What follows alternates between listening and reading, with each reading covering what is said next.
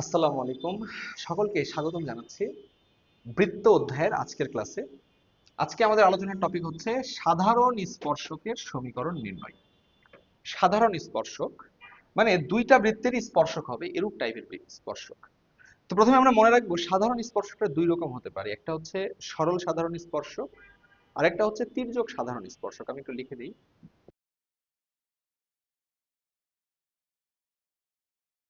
তো সরল সাধারণ স্পর্শক, তির্যক সাধারণ স্পর্শক কোনটা আসলে কেমন? ধরো এই দুইটা বৃত্ত, এই পাশেও ধরো এই দুইটা বৃত্ত রয়েছে। এখন আমার স্পর্শক এমন স্পর্শক নিতে হবে যারা দুজনের স্পর্শক। দেখো এই স্পর্শকটা কি উভয় বৃত্তের স্পর্শক না? এই যে খেয়াল করো, এই স্পর্শকটা কি দুইটা বৃত্তের স্পর্শক না? আবার এই বৃত্তটাও কি দুইটা বৃত্তেরই কি বলো স্পর্শক। ওকে, তাহলে এই স্পর্শকগুলোকে বলা হয় সরল সাধারণ স্পর্শক। আর তির্যক সাধারণ স্পর্শক কোনটা? দেখো এই যে তির্যক ভাবে থাকবে, এই যে এটাও দেখো সাধারণ স্পর্শক, আবার এই যে এইটাও কি বলো সাধারণ স্পর্শক। তো এই দুইটা স্পর্শককে বলা হচ্ছে তির্যক সাধারণ স্পর্শক, কেন তারা তির্যক ভাবে আছে। ওকে, আর এরা হচ্ছে কি সরল সাধারণ স্পর্শক। তো এখন আমরা একটা জিনিস মনে রাখবো, এই তির্যক সাধারণ স্পর্শক দ্বয়ের ছেদ বিন্দু, এই ছেদ বিন্দুটা, এই যে এই ছেদ বিন্দুটা এই কেন্দ্রদ্বয়ের সংযোগ রেখাকে, তার উপরও তো এই বিন্দুটা আছে, এই সংযোগ রেখাকে ব্যাসার্ধদ্বয়ের অনুপাতে অন্তর্বিভক্ত করে। ব্যাসার্ধদ্বয়ের অনুপাতে কি করে? অন্তর্বিভক্ত করে। ফলে আমি যদি এই যে এই দূরত্বটা আর এই দূরত্বটা নেই, সেটার অনুপাত কি হবে? ব্যাসার্ধদ্বয়ের অনুপাত, কিন্তু অন্তর্বিভক্ত করবে। আর এটা কি করে? বহির্বিভক্ত করে। আমি একটু লিখে দিই তারপর বোঝাচ্ছি।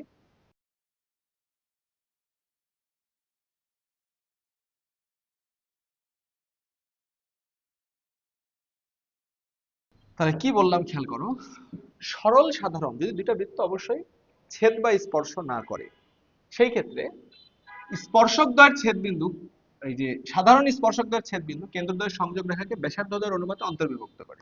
তাহলে প্রথম কথা কি, বৃত্তদ্বয় পরস্পরকে কি করবে না? ছেদ বা স্পর্শ করবে না, অর্থাৎ একটা আরেকটার কোথায় থাকবে? বাইরে থাকবে। ওকে, তাহলে আমি যদি এখন সরল সাধারণ স্পর্শক আঁকি, আমাকে তির্যকেরটা দেখাই তাহলে আরো ভালো বুঝতে পারবা। ধরো এই যে এই দুটা স্পর্শক বৃত্তের, যে তির্যক সাধারণ স্পর্শক, ধরো এই যে এটা একটা স্পর্শক, আবার এটা কি আরেকটা স্পর্শক। এই তির্যক সাধারণ স্পর্শক দ্বয়ের যে ছেদ বিন্দুটা, সেটা এই যে বৃত্তের যে দুটা কেন্দ্র C1 C2, এই দুইটার যে সংযোগ রেখা তাদেরকে যদি এই যে M1:M2 এই অনুপাতে অন্তর্বিভক্ত করে, সেই M1:M2 অন্তর্বিভক্ত করবে তির্যক সাধারণ স্পর্শকদের ছেদ বিন্দু, বুঝতেই পারছো মাঝে আছে এটা সংযোগ রেখার, অন্তর্বিভক্ত করবে কি অনুপাতে? এই যে M1:M2 ইকুয়াল টু কি হবে? ব্যাসার্ধ দ্বয়, এর ব্যাসার্ধ কত? R1, এর ব্যাসার্ধ কত? R2। তাহলে এই যে R1/R2, এই তাহলে M1 অনুপাত M2 ইকুয়াল টু R1 অনুপাত R2, এই অনুপাতে কি করছে? অন্তর্বিভক্ত করছে। তাহলে কি বললাম? সরল সাধারণ তির্যক সাধারণ স্পর্শক দ্বয়ের ছেদ বিন্দু কেন্দ্রদ্বয়ের সংযোগ রেখাকে M1:M2 অনুপাতে অন্তর্বিভক্ত করে, যেটা কি ব্যাসার্ধদ্বয়ের অনুপাতের সমান, অর্থাৎ R1:R2। আর তির্যক সাধারণ স্পর্শক বুঝতেই পারছো, এই যে একটা তির্যক সাধারণ স্পর্শক, এইটা কি আরেকটা তির্যক সাধারণ স্পর্শক। এদের ছেদবিন্দু কি হবে খেয়াল করো, আমি যদি এদেরকে বর্ধিত করি, আরো এদেরকে যদি আমি আরো বর্ধিত করি তাহলে কি এরা একটা বিন্দুতে ছেদ করবে না? সেটা কি এই দুটা বিন্দুর কেন্দ্রের সংযোগ রেখার মাঝখানে কোথাও অবস্থিত না বাইরে? বাইরে। তাহলে বাইরে অবস্থিত হলে কি অনুপাতে বিভক্ত করে বলো? বহির্বিভক্ত করে। তাহলে বহির্বিভক্ত করে, তাহলে এখান থেকে একদম শেষ পর্যন্ত এটাকে যদি আমি M1 ধরি আর এইটুকুকে যদি আমি M2 ধরি, তাহলে যে M1:M2 ইকুয়াল টু কি হবে? R1:R2, অর্থাৎ ব্যাসার্ধদ্বয়ের অনুপাতে অন্তর্বিভক্ত করে। সরি, সরল সাধারণ স্পর্শকের ক্ষেত্রে এখানে বহির্বিভক্ত হবে, আমি লিখতে মিস্টেক করেছিলাম। এইখানে হবে কি বহির্বিভক্ত, আর এইখানে কি হবে? অন্তর্বিভক্ত। ঠিক আছে, মানে সবসময় আমরা মানে ক্যালকুলেশনের ক্ষেত্রে অন্তর্বিভক্ত আগে রাখি, এই জন্য আগে লিখে ফেলেছি, লেখার সময় ভেবে দেখি না কি হবে। এইটাই হবে বহির্বিভক্ত করে, আর এইটা কি হবে? অন্তর্বিভক্ত করে। দেখো এটা মাঝে থেকে অন্তর্বিভক্ত করছে, আর এটা কি বাইরে থেকে বহির্বিভক্ত করছে। ওকে, জিনিসটা মাথায় রাখবো, মুখস্থ করার কিছু নাই, তুমি চট করে চিত্র আঁকাও। তির্যক সাধারণ স্পর্শক তো এইভাবে থাকবে। তাহলে এরা তো ভাই মাঝে থাকছে, মাঝে থাকা মানে কি অন্তর্বিভক্ত করে, আর এরা কি বাইরে থাকছে, বাইরে থাকা মানে কি বহির্বিভক্ত করে। এই ইনফরমেশন আমাদের লাগবে ম্যাথ করার জন্য, কারণ আমাদেরকে সরল সাধারণ স্পর্শক, তির্যক সাধারণ স্পর্শকের সমীকরণ নির্ণয় করতে বলবে। যেমন প্রশ্নটা দেখো কি বলছে, এই দুটা বৃত্তদ্বয়ের তির্যক সাধারণ স্পর্শকের সমীকরণ নির্ণয় করো, সরল সাধারণ স্পর্শকের সমীকরণ নির্ণয় করো। কিভাবে করা যেতে পারে? যেটাই বলুক তির্যক সরল, তোমার তো এই রেখাগুলোর সমীকরণ, স্পর্শকগুলোর সমীকরণ চেয়েছে। প্রথমে আমরা কি করব? প্রথমে আমরা এই বিন্দুর স্থানাঙ্কটা যদি কোনোভাবে পেয়ে যাই, ঠিক এই বিন্দুর স্থানাঙ্ক যদি পেয়ে যাই তাহলে কি রেখাগুলোর সমীকরণ ধরতে পারবো না y - y1 = m * x - x1। দেখো এর স্থানাঙ্ক জানি, এটা জানি, এটা জানি, m ধরে নিয়ে করে ফেললাম। এবার বাকিটুকু m এর মান আমি বের করে নিতে পারবো। ঠিক আছে, কিভাবে বের করবো আমি এর আগে ম্যাথ করেছি, যে কেন্দ্র থেকে এই যে স্পর্শকের উপর অঙ্কিত লম্বের দৈর্ঘ্য কি ব্যাসার্ধের সমান, এই তথ্য থেকে আমি m এর মানটা পেয়ে যাব, m এর মান বসায় দিলে অ্যান্সার হবে। তা আগে আমার এই যে এই ছেদ বিন্দুটা বের করতে হবে, ছেদ বিন্দু বের করার জন্য আমার এই তথ্য দুটো লাগবে, এই যে এই দুটো তথ্য লাগবে ছেদ বিন্দু নির্ণয়ের জন্য। ওকে, তাহলে খেয়াল করো আমরা কিভাবে ম্যাথ করব।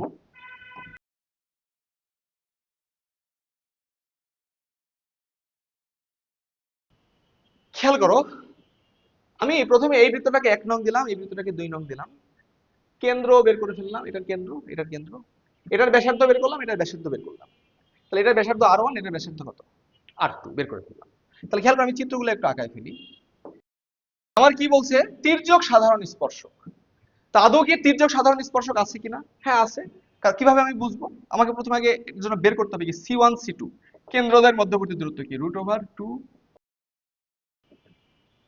আর এখানে আমি দেখতে পাচ্ছি r1 + r2 এর মান কত, 3 + 1 মানে কত 4। তাহলে এই মানটা কি এর থেকে বড় হচ্ছে না? এই মানটার থেকে কি এটা বড় হচ্ছে, এটার থেকে ওটা? তাহলে কি আমি লিখতে পারবো না c1 c2?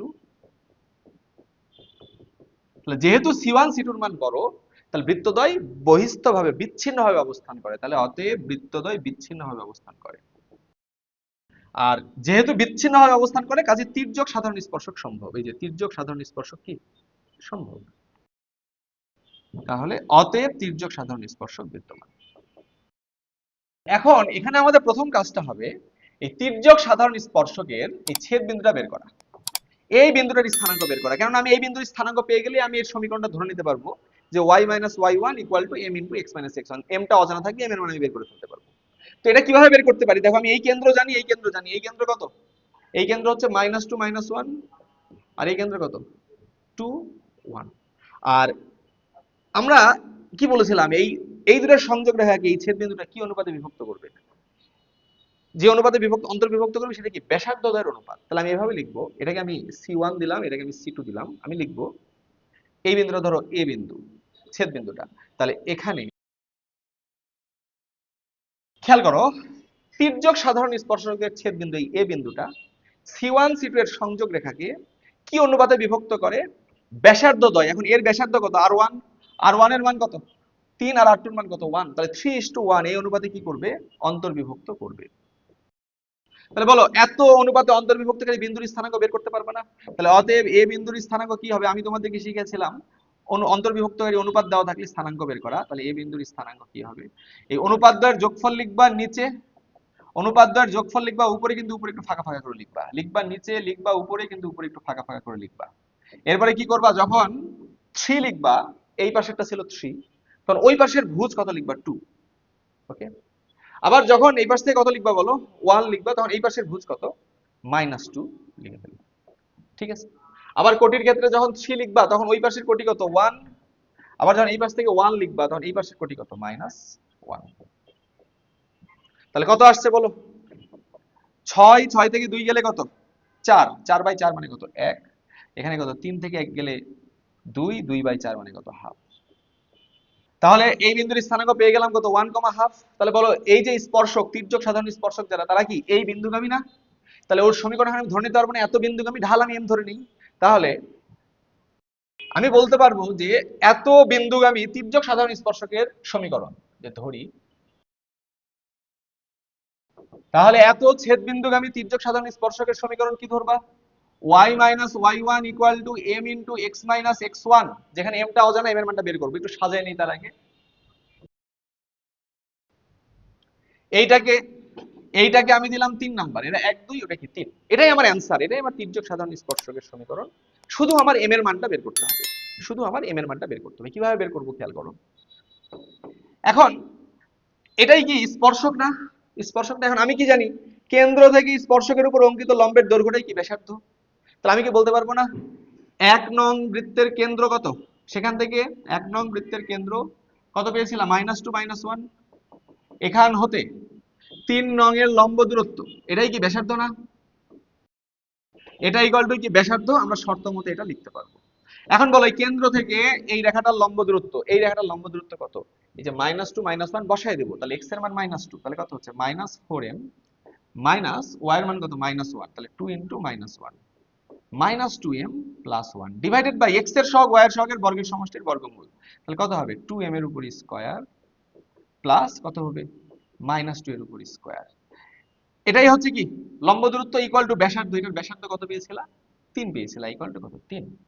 এবার এই সমীকরণ সমাধান করলে আমরা m এর মানটা পেয়ে যাব। তাহলে চলো আমরা এই সমীকরণটা সমাধান করে ফেলি।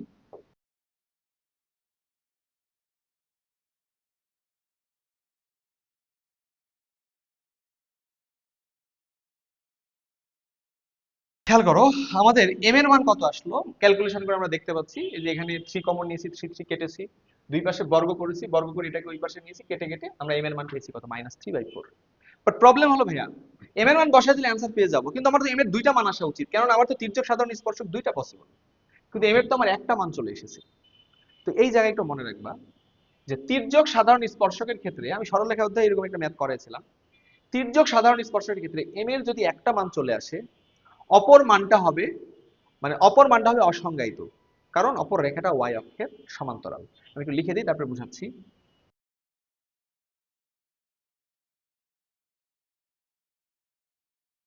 তাহলে খেয়াল করো কি বলছি, যে তির্যক সাধারণ স্পর্শকের ক্ষেত্রে m এর যদি একটা মান চলে আসে, ভাই m এর মান তো একটা হওয়া পসিবল না, কারণ m এর দুইটা মান দরকার।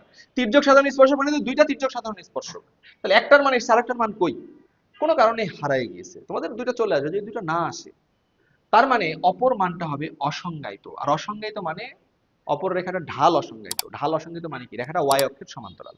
তাহলে m এর এই মানটা বসে একটা অ্যান্সার লিখবা, আর একটা y অক্ষের সমান্তরাল লেখা লিখে দিবা। তাহলে লিখবা যে m এর মান এত বসালে পাই, তাহলে একটা কত হবে, এখানে m এর মান বসায় দাও, তাহলে y - ½ ইকুয়াল টু m এর মান কত -3/4 ইনটু x - 1, এই যে x - 1 এখানে বসায় দিলাম, এটা একটা অ্যান্সার। আর অপরটা কি হবে, তখন এই তথ্যটা লিখবা যে অপরটি হবে y অক্ষের সমান্তরাল। তাহলে অপরটা কত হবে, y অক্ষের সমান্তরাল লেখা কি x = a। এখন এই এর মান কত, এইটাই তির্যক সাধারণ স্পর্শক, ধরো এইটা, সেটা কোন বিন্দুগামী, এই বিন্দুগামী না, তাহলে যা কোন বিন্দুগামী, যে ছেদ বিন্দু কত 1, বিন্দুগামী, তাহলে যা 1, বিন্দুগামী।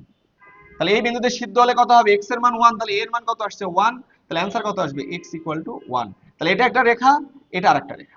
ওকে, আমি আবার প্রথম থেকে বলি কি করলাম। যদি বলে দেয় তির্যক সাধারণ স্পর্শক বের করো, তাহলে ধরে নিলা তির্যক সাধারণ স্পর্শকদ্বয় এই যে কেন্দ্রদ্বয় সংযোগ রেখাকে কি ব্যাসার্ধদ্বয়ের অনুপাতে অন্তর্বিভক্ত করে, তাহলে অন্তর্বিভক্তের সূত্র দিয়ে যে এই বিন্দুটার স্থানাঙ্ক বের করলাম, এই বিন্দুর স্থানাঙ্ক পাইলাম মানে কি, এবার সমীকরণ ধরে নিবা কি y - y1 = m × x - x1। তাহলে এবার যে কোনো একটা বৃত্তের কেন্দ্র থেকে এর লম্ব দূরত্ব কি হবে, ওই বৃত্তটার ব্যাসার্ধের সমান, সেই তথ্য থেকে আমি m এর মান পাবো। m এর দুইটা মান পাওয়ার কথা, কিন্তু দুইটা না পেলে আমি বুঝবো যে অপর মানটা কি হবে, অপর মানটা হবে অসংজ্ঞায়িত, অর্থাৎ রেখাটি হবে y অক্ষের সমান্তরাল। তাহলে অপর রেখাটা y অক্ষের সমান্তরাল ধরে নিলাম, আর একটা তো m এর এই মানটা বসাই দিয়ে আমি অ্যান্সার লিখে দিলাম, ব্যাস শেষ। এই ম্যাথটা তোমরা নিজেরা করবা, সরল সাধারণ স্পর্শকের সমীকরণ কিভাবে করবা, ফার্স্টে ছেদ বিন্দু বের করবা, কিন্তু ছেদ বিন্দু তখন এখানে থাকবে না, সরল সাধারণ স্পর্শক মানে ছেদ বিন্দু বাইরে থাকবে, অর্থাৎ ব্যাসার্ধদ্বয়ের অনুপাতেই বহির্বিভক্ত করবে, জাস্ট এখানে প্লাসের জায়গায় কি বসাবা, মাইনাস বসাবা, বসালে আলাদা দুইটা বিন্দু, আলাদা একটা বিন্দু পাবা, সেই বিন্দুগামী রেখার সমীকরণটা বের করবা, সেই সমীকরণটা এই কেন্দ্র থেকে সেই সমীকরণের লম্ব দূরত্ব কি ব্যাসার্ধের সমান, সেখান থেকে m এর মান পাবা, বসায় দিয়ে অ্যান্সারটা লিখে দিবা। ওকে, আশা করছি সবাই বুঝতে পেরেছো, এই ম্যাথ পরীক্ষা আসলে অ্যান্সার করতে পারবা। তো আমাদের আজকের মতো এই পর্যন্তই, সকাল ভালো থাকো, সালাম আলাইকুম।